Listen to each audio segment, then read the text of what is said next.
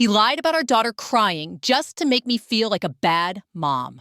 My daughter recently turned 2, and her father stayed in my home the night before, and so as to see her the morning of her birthday. He does not have her on his own or at his address, his choice, and does not see her very regularly, but she does love him, and I knew that she would want to see him on her birthday. We separated shortly after she was born, when I discovered he had been having an affair, and things have been strained since.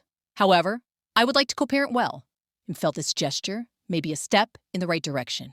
On the morning of her birthday, he woke up late, and when I asked why, given that the point was to spend time with her, he said that he was exhausted, as he had been up all night, comforting her as she had been crying most of the night inconsolably. He said that he could not believe that I had slept through it and not heard her calling for me. I was distraught that I would have not heard my daughter. She has her own room, but I sleep with both our doors open and the baby monitor beside me. I felt like the worst mother in the world to have ignored her crying and calling for me, and a failure as a parent for not waking up to her cries.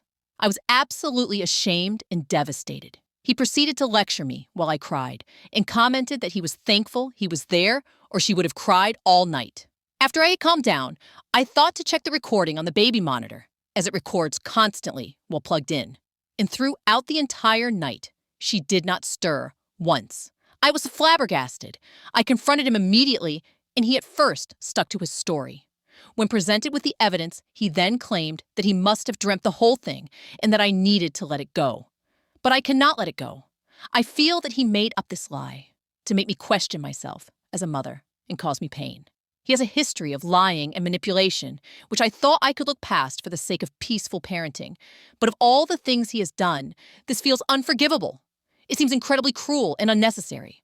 I have not spoken to him since, and am struggling to imagine how to communicate going forward, as I am so angry.